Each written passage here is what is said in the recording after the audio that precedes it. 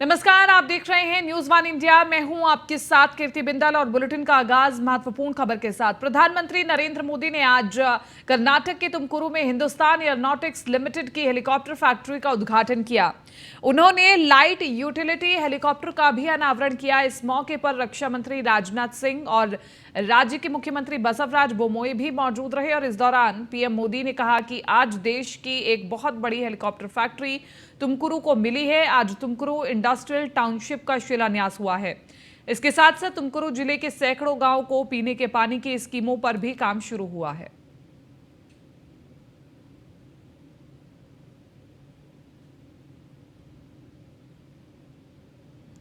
तुमकुरू में 615 एकड़ में फैक्ट्री है। शुरुआत में एलयूएच का उत्पादन यहां हुआ और बाद में एलसीएच और आईएमआरएच का उत्पादन हुआ।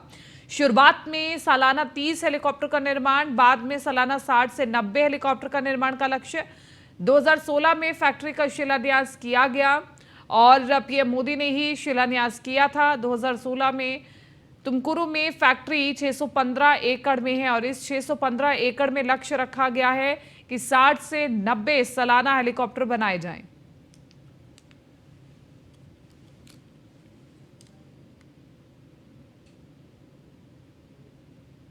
कि एक बहुत बड़ी हेलीकॉप्टर फैक्ट्री तुमकुर को मिली है। आज तुमकुरू इंडस्ट्रियल टाउनशिप का शिलान्यास भी हुआ है और इसके साथ साथ तुमकुरू जिले के सैकड़ों गांवों को पीने के पानी की स्कीमों पर भी काम शुरू हुआ है। कर्नाटका युवा टैलेंट, युवा इनोवेशन की धरती है। ड्रोन मैन्युफैक्चरिंग से लेकर तेजस फाइटर प्लेन बनाने तक कर्नाटका के मैन्युफैक्चरिंग सेक्टर की ताकत को दुनिया देख रही है। डबल इंजन सरकार ने कर्नाटका को निवेशकों की पहली पसंद बनाया है। डबल इंजन सरकार कैसे काम करती है, इसका उदाहरण आज जिस हेलीकॉप्टर कारखाने का लोकार्पण हुआ है वो भी है। साल 2016 में एक संकल्प के साथ मुझे इसके शिलान्यास का सौभाग्य मिला था। सैकड़ों ऐसे हथियार और रक्षा उपकरण जो भारत में ही बन रहे हैं, जो हमारी सेनाएं उपयोग कर रही है। आज आधुनिक असॉल्ट राइफल से लेकर टैंक, तोप, नौसेना के लिए aircraft carrier, helicopter, fighter jet, transport aircraft, सब कुछ भारत खुद बना रहा है। सीएम योगी ने आगरा के रामलीला मैदान में मेट्रो रेल सुरंग के निर्माण कार्य का शुभारंभ और निर्माण कार्यों का निरीक्षण किया। इसके बाद सीएम योगी ने कहा कि आगरा मेट्रो सिटी के रूप में उभरेगा। यहां मेट्रो का काम समय से पूरा होगा। आगरा के लोगों को आधुनिक सुविधाएं मिलेंगी। सीएम योगी ने कहा कि हमारा फोकस पब्लिक ट्रांसपोर्ट पर है।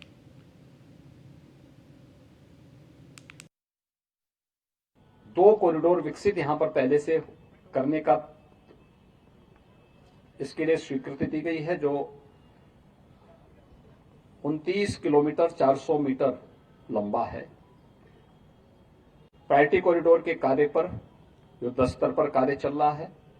सुरक्षा के सभी मानकों को पूरा किया जा रहा है और आज यहां पर टनल निर्माण के कार्यक्रम का भी हमने शुभारंभ किया है सभी जनप्रतिनिधियों की उपस्थिति में। युद्ध स्तर पर ये कार्यक्रम हमारे आगे बढ़ेंगे और आने वाले समय में आगरा एक मेट्रो सिटी के रूप में पब्लिक ट्रांसपोर्ट की अत्याधुनिक सुविधाओं से युक्त, पर्यावरण की सभी मानकों को पूरा करते हुए यहां पर अत्याधुनिक पब्लिक ट्रांसपोर्ट की सुविधा यहां के नागरिकों को, आने वाले पर्यटकों को उपलब्ध कराने में सफल होगा। आदरणीय प्रधानमंत्री जी का और भारत सरकार का, जिन्होंने आगरा मेट्रो के लिए अपना सकारात्मक योगदान दिया है और तेजी के साथ आगे बढ़ रहा है। उत्तर प्रदेश मेट्रो कॉरपोरेशन और आगरा मेट्रो से जुड़े हुए सभी अधिकारी और कर्मचारी पूरी प्रतिबद्धता के साथ, पूरी ईमानदारी के साथ इस कार्यक्रम को आगे बढ़ा रहे हैं। ये समयबद्ध ढंग से इस कार्य को पूरा करते हुए समय से पहले इस कार्य को करेंगे, क्योंकि इससे पहले उत्तर प्रदेश मेट्रो कॉरपोरेशन के नाम से अनेक उपलब्धियां हासिल हुई हैं। इस कार्य को भी हम उसी तरीके से आगे बढ़ाने में सफल होंगे। आजादी के अमृत काल के प्रथम वर्ष में ये उपलब्धि भारत के लिए वैश्विक मंच पर अपने सामर्थ्य को, अपनी सक्षमता को प्रदर्शित करने का एक अवसर प्राप्त हो रहा है। 3 समिट आगरा में होनी है, 1, 10, 11, 12 और 13 को यहां पर आयोजित होगी। फिर अगस्त माह में 2 समिट यहां आयोजित होने हैं। 4 सिटी जो इसके लिए चयनित किए गए हैं उत्तर प्रदेश में, उसमें वाराणसी में, लखनऊ में और गौतम बुद्ध नगर में मिलाकर के कुल 11 समिट उत्तर प्रदेश के अंदर होंगे। उत्तर प्रदेश इसके लिए पूरी तरह तैयार है। वसुधैव कुटुंबकम के पवित्र भाव के साथ, one earth, one family, one future, इस पवित्र भारतीय मनीषा के भावों को हम लोग आगे बढ़ाते हुए अतिथि देवो भव की उत्कृष्ट भावना का परिचय इस अवसर पर देंगे, मुझे पूरा विश्वास है। और वहीं इससे पहले सीएम योगी मथुरा के जीएलए विश्वविद्यालय के दीक्षांत समारोह में बतौर मुख्य अतिथि शामिल हुए। सीएम योगी ने जीएलए विश्वविद्यालय के 11वें दीक्षांत समारोह में उपाधि प्रदान की। इस मौके पर उन्होंने कहा कि भारत में गुरुकुल शिक्षा की परंपरा बेहद पुरानी है और दीक्षांत समारोह उसी से जुड़ा हुआ है। योगी ने कहा कि हमारी सरकार ने राष्ट्रीय शिक्षा नीति को यूपी में पूरी तरह लागू करने का फैसला किया है। इससे कौशल विकास के साथ रोजगार के मौके भी पैदा होंगे और ये आज के समय की जरूरत है।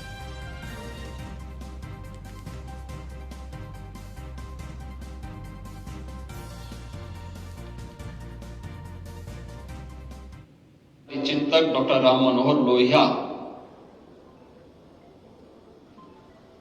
की रचनाओं को देखता हूं। डॉक्टर राम मनोहर लोहिया एक समाजवादी चिंतक थे।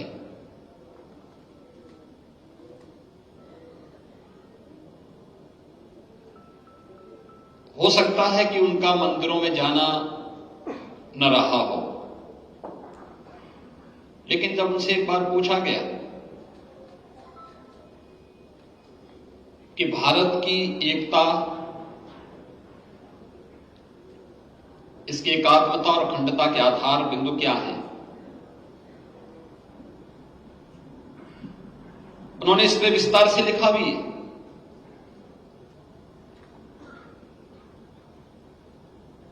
तो उन्होंने कहा कि देखिए, दुनिया के अंदर तमाम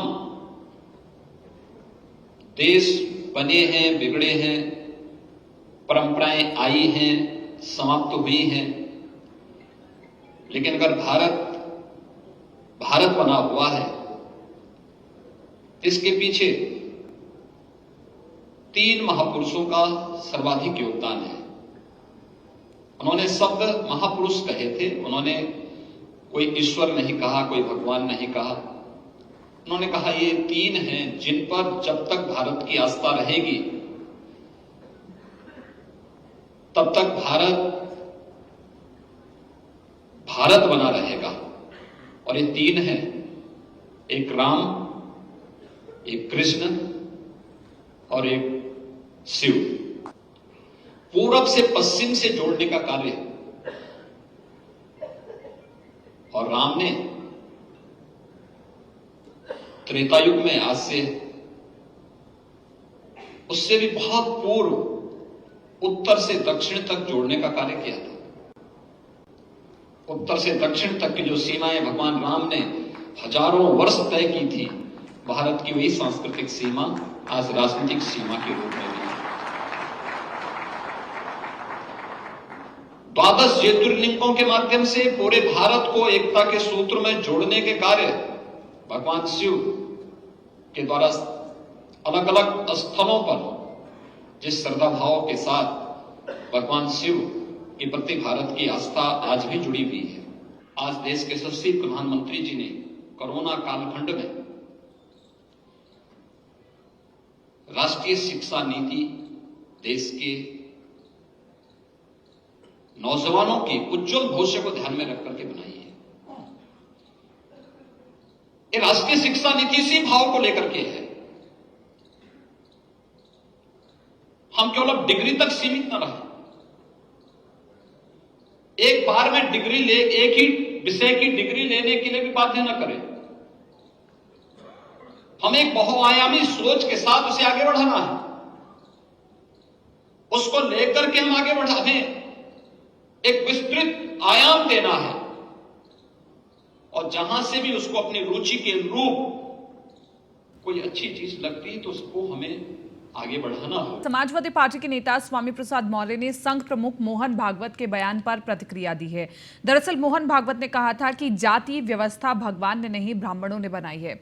वहीं भागवत के इस बयान पर स्वामी प्रसाद मौर्य ने कहा है कि जो लोग मुझे धमकी देते थे वो अब भागवत के बयान पर कुछ नहीं बोल रहे। इसीलिए आपने मेरा सिर काटने के लिए, जुबान काटने के लिए, कान काटने के लिए, हाथ काटने के लिए फरमान तो जारी कर दिया। क्या आपके अंदर हिम्मत है कि आरएसएस प्रमुख भागवत जी के भी सिर, जीभ काटने की हिम्मत कर सकेंगे? इसलिए ऐसे ऐसे चिल्ली बघाड़ने वाले लोगों से मैं कहना चाहता हूं कि अभी भी अकल ठिकाने पे आ जानी चाहिए। आरएसएस प्रमुख भागवत जी की इस बयान से अब तो हर पुस्तकों में जहां भी जाति व्यवस्था का वर्णन है, वो चाहे वेद हो, पुराण हो, मनुस्मृति हो, सभी अब विवाद के दायरे में धीरे धीरे आएंगे। चाहे माननीय श्री भागवत जी हो, चाहे तोगड़िया जी हो, चाहे माननीय प्रधानमंत्री नरेंद्र मोदी जी हो, इनसे मेरा अनुरोध है कि आप लोग बैठक करके धर्माचार्यों के साथ इस बात को सुनिश्चित करें कि आगे इस प्रकार की टिप्पणियों पर सवाल न उठे, इसलिए इसको संशोधित किया जाए, विलोपित किया जाए या और वहीं आजाद समाज पार्टी के राष्ट्रीय अध्यक्ष चंद्रशेखर रावत ने भी मोहन भागवत के बयान पर हमला बोला है और इसी पर चंद्रशेखर ने कहा कि मोहन भागवत को ऐसा स्टेटमेंट इसलिए देने की जरूरत पड़ी क्योंकि अब दलित जागरूक और शिक्षित हो चुका है। इसलिए आज से पहले संघ के किसी प्रमुख ने कभी ये बयान नहीं दिया था कि जातियां ब्राह्मण ने बनाई हैं। भागवत जी ने जो कहा है, आज हमें समझना चाहिए कि मोहन भागवत जी ने कहीं ऐसा तो नहीं कि अपनी जिम्मेदारी किसी और के ऊपर उतारने का प्रयास किया। उन्होंने कहा कि भाई जो जाति व्यवस्था बनाई वो ब्राह्मणों ने बनाई, तो जाति का ऊंच नीच अगर वो ब्राह्मणों के ऊपर छोड़ रहे हैं तो अगर इतने लंबे समय उनकी सरकार थी, इसको बदलने के लिए उन्होंने क्या प्रयास किया? क्या यह राजनीतिक स्टंट? अब ये इसके लिए मोहन भागवत जी से आपको जवाब मांगना चाहिए। जिस तरह से रामचरितमानस के विवाद पे जिन लोगों ने अपनी बात रखी उनसे जवाब मांगा, आप लोगों को हिम्मत दिखानी चाहिए कि आरएसएस के मुखिया से भी आप जवाब मांगे। ब्राह्मण जाति को उन्होंने कटघरे में खड़ा किया है। हम तो लंबे समय से मानते हैं कि जात हम लोग आप लोगों के माध्यम से मांगेंगे। तो मैं ये कहना चाहता हूं कि अगर ये सत्य है तो फिर ये बुरा है कि जिन लोगों ने फिर जाति बनाई उन्होंने अपने आप को ऊपर रखा और बाकी लोगों को नीचे रखा, तो ये अपमान की शुरुआत जहां से उसका खात्मा होना चाहिए। इंसान इंसान होता है। बलरामपुर में आबकारी मंत्री नितिन अग्रवाल ने कहा कि रामचरितमानस का मुद्दा विकास से ध्यान भटकाने का प्रयास है। उन्होंने कहा कि सपा का विकास कार्यों से कोई सरोकार नहीं है। हमारी सरकार विकास के मुद्दे पर कार्य कर रही है। हमारी पार्टी इन मुद्दों की घोर निंदा करती है। मंत्री नितिन अग्रवाल ने कहा कि सरकार ने गन्ना किसानों का 1,90,000 करोड़ का भुगतान कराया है। गन्ना किसानों के शोषण की शिकायत मिलने पर कड़ी कार्रवाई होगी।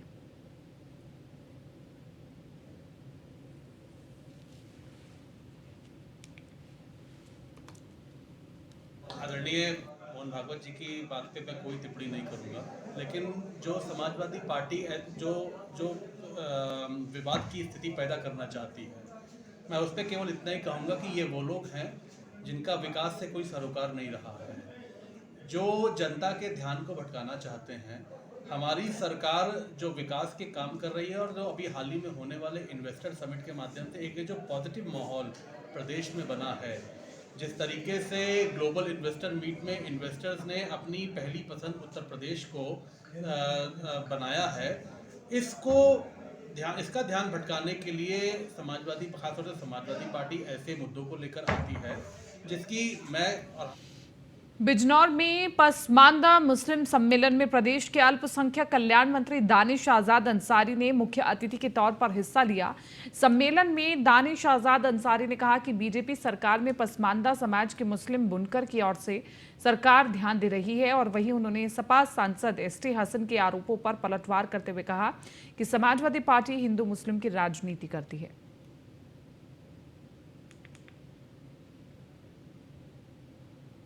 समाजवादी पार्टी जी, इसकी राजनीति केवल हिंदू मुस्लिम पे टिकी जी, और समाजवादी पार्टी अल्पसंख्यक के विकास के विरोधी है, मुस्लिम के विकास के विरोधी है। आज उत्तर प्रदेश में योगी आदित्यनाथ जी के नेतृत्व में और देश में हमारे प्रधानमंत्री नरेंद्र मोदी जी के नेतृत्व में हमारा मुस्लिम समाज तरक्की की नई ऊंचाइयों को छू रहा है, और इस बात से समाजवादी पार्टी और बसपा जो है ये परेशान है। और परेशान इसलिए है कि जिन मुस्लिमों को वोट बैंक समझते थे, जिन मुस्लिमों को तरक्की से दूर रखते थे, जिन मुस्लिमों के उत्थान को वो मुस्लिमों से दूर रखते थे, वैसा मुस्लिम आज मोदी जी और योगी जी की डबल इंजन की सरकार में तरक्की की तरफ आगे बढ़ रहा है। खबर लखनऊ से है, जहां ADG law and order Prashant Kumar और एडीजी नीरा रावत ने संयुक्त बयान जारी किया है, जिसमें उन्होंने कहा कि यूपी सरकार और केंद्र सरकार ने महिला संबंधित अपराध को लेकर जीरो टॉलरेंस की नीति अपनाई है, और उसके लिए एक विशेष पोर्टल भी जारी किया है। साथ ही महिला बाल सुरक्षा संबंधी इकाइयों का भी गठन किया गया है।